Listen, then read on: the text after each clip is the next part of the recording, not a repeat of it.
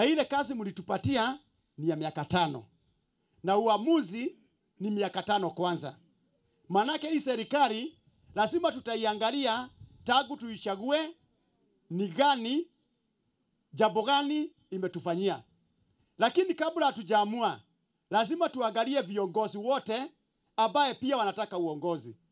Kwa sababu siku ya leo, unaona watu wengi wanataka kuamua, wapate uamuzi, kuelezea nyinyi wa Kenya muamue, na serikali imefanya kazi, huu ni mwaka wa 3.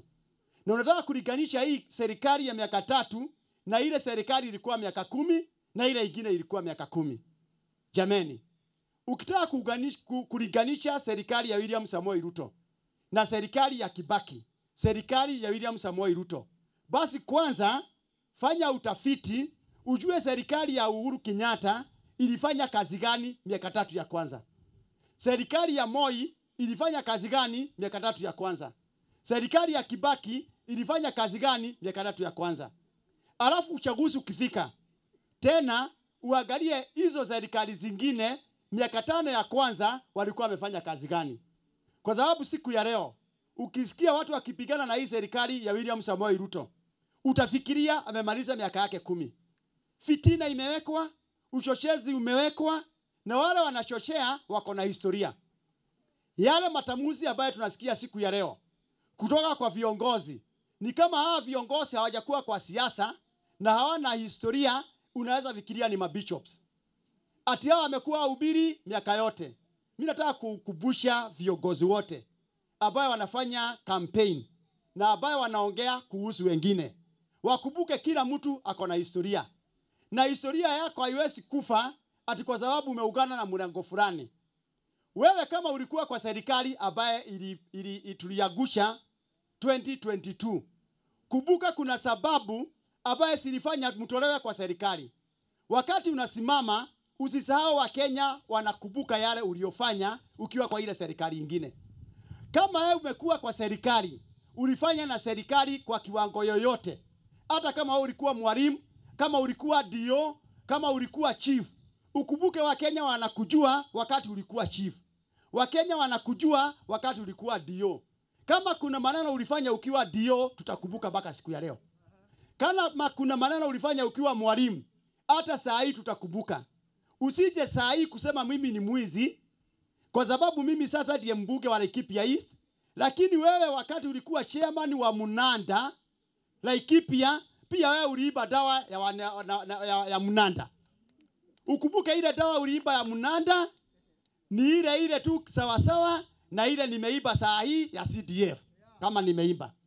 Are you together so far? Lakini usije kusema wewe ati wewe ni saint, ati mimi ndiye nataka kuongea maneno ya wengine, unakumbuka uko na historia. Tutakuuliza maswali yako. Mwaka fulani ulikuwa wapi? Ni kweli ama ni rongo? Ulifutwa kazi kwa nini wakati ule? Ni kweli ama ni urongo? Kwa sababu huwezi kuja siku ya leo useme mimi niliiba kuku, kwa hivyo mashtaka yangu ni kidogo kuliko ule aliiba ng'ombe. Mwizi wa ng'ombe na mwizi wa kuku wote ni sawa sawa. Hakuna mwizi wa ng'ombe na mwizi wa kuku. Hakuna mwizi wa kuku na mwizi wa mayai. Kama ulichinja kuku, nikachinja ng'ombe, sisi wote tulichinja. Kwa hivyo manake ukiongea maneno yote, ukisema Githinji, wewe ulichinja kuku na mimi nikachinja ng'ombe, sisi wote ni Githinji. Hiyo ni kweli ama ni rongo? Kwa hivyo ukifungua mdomo tunakujua sana. Na uzuri, wale viongozi wote wanataka uongozi Kenya wako na historia. Wote. Hakuna hata moja amesimama bila historia. Hata Maraga atakuwa na historia yake kidogo. Bado itachunguzwa kidogo. Atakuwa naye. Sasa Wakenya wataamua kulingana na vile mko. Manake huwezi sema ati kuna nyani ya kutoka huko Kagumo na huyo nyani akija hapa Mogwande ati anabadilisha jina na tabia imebadilika. Hakuna. Kama nyani anakula mahindi huko Kagumo, akija hapa Mogwande bado atakula mahindi. Kwa hivyo sisi tunataka kuangalia wanasiasa wote wamalize kuongea na tunawasikiza. Alafu tutakumbusha historia yenu. Pia mimi niko na historia, nitakumbushwa. Na wengine pia wakumbushwe historia yao. Ili tupatiane heshima na Wakenya sasa wasikize zela, sio fitina. Ya kwanza tulikuwa tunapeana checks za Uwezo Fund kwa vikundi na disperse checks worth 2.6 million.